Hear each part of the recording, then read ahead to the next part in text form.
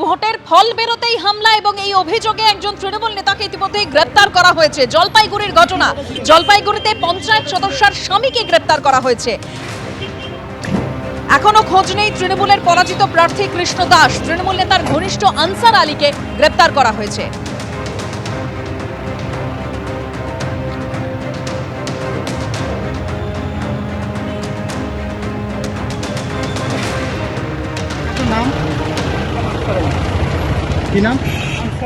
এক তৃণমূল নেতার জমিতে গুপ্তধন, আরেক তৃণমূল নেতার ভাইয়ের জমি থেকে উদ্ধার গুলি, বন্দুক। উত্তর চব্বিশ পরগনার মচলন্দপুরে তৃণমূল নেতার জমির নিচে লুকোনো অস্ত্র ভান্ডার। উদ্ধার 3টি দোনলা বন্দুক, 24 রাউন্ড কার্তুজ। একটি ব্যাগে করে মাটির তলায় পুঁতে দেওয়া হয়েছিল এই বন্দুক আর কার্তুজ।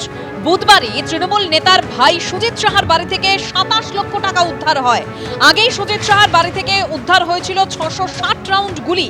তৃণমূল নেতা অজিত সাহার ভাইয়ের বাড়ি থেকে উদ্ধার হয়েছে 190টি দলিলও। গোবরডাঙ্গা ও মচলন্দপুরে প্রচুর জমির মালিক এই সুজিত সাহা, খবর সূত্রের।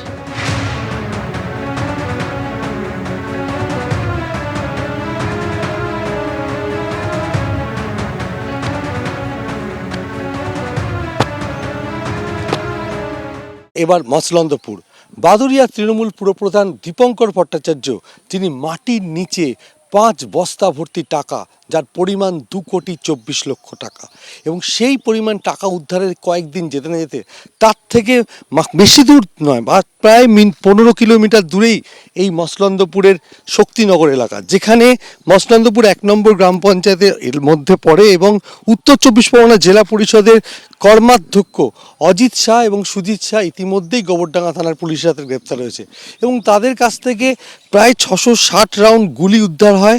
এই ঘটনায় তদন্ত করতে গিয়ে পুলিশ জানতে পারে যে এই যে বিঘার পর বিঘা জমি সুজিত শাহ কিনে রেখেছিলেন এবং পাঁচিল দিয়ে ঘিরে রেখেছিল, সেই জমির ভেতরে একেবারে মাটির নিচে চাপা দেওয়া অবস্থায় ব্যাগ ভর্তি 3টি দোনলা বন্দুক এবং 24 রাউন্ড কার্তুজ উদ্ধার হয়েছে। এবং সেই ঘটনাস্থলে আমরা এই মুহূর্তে এসে পৌঁছেছি। এই যে জায়গায়, সেখানে এই অস্ত্র উদ্ধার করা হয়েছে গতকাল, এবং এলাকার বাসিন্দারা তারা যেটা বলছেন যে তারা জানতে পারেন এবং পুলিশকে খবর দেন, সেই মতো গতকাল মাটি খুঁড়ে ব্যাগ ভর্তি 3টি দোনলা বন্দুক এবং 24 রাউন্ড কার্তুজ উদ্ধার করা হয়। এবং সুজিত শাহর বাড়ি থেকে তাদের যখন গ্রেপ্তার করা হয়েছিল, মচলন্দপুরের বাড়ি থেকে 660টি কার্তুজ উদ্ধার হয়েছিল এবং 60টা খালি কার্তুজ উদ্ধার হয়েছিল এবং 2টো এয়ার গান উদ্ধার হয়েছিল। এবং তখনই পুলিশের সন্দেহ হয় এত পরিমাণ কার্তুজ কী জন্য ব্যবহার করা হতো। তখনই ধারণা হয়েছিল যে বেআইনিভাবে তাদের কোনো অস্ত্র রয়েছে। আর স্থানীয় সূত্রে খবর পেয়ে গতকাল এখানেই তল্লাশি চালিয়ে 3টি দোনলা বন্দুক একটি ব্যাগের মধ্যে ভরে রাখা ছিল এবং 24 রাউন্ড কার্তুজ উদ্ধার করা হয়েছিল। এবং বছর 15 আগে এই জমিটি দখল করেছিলেন অজিত শাহর ভাই সুজিত শাহ, এমনটাই স্থানীয় বাসিন্দারা জানাচ্ছিলেন। পাঁচিলে ঘেরা ছিল, রাতের অন্ধকারে তারা আসতেন। তারা এখানে আর কি মজুত করে রেখেছেন খতিয়ে দেখছে পুলিশ। তবে এই তৃণমূল নেতা এবং তার ভাইকে গ্রেপ্তার করার পর প্রথমে 27 লক্ষ টাকা, 660 রাউন্ড কার্তুজ উদ্ধার হলো, তারপরে বেআইনিভাবে মজুত রাখা অস্ত্র মাটি খুঁড়ে উদ্ধার হলো। এই ঘটনায় রীতিমতো চাঞ্চল্য ছড়িয়ে পড়েছে মচলন্দপুর এলাকায়। ক্যামেরায় শুভঙ্কর লাহার সঙ্গে সমীরণ পাল, এবিপি আনন্দ, উত্তর চব্বিশ পরগনা।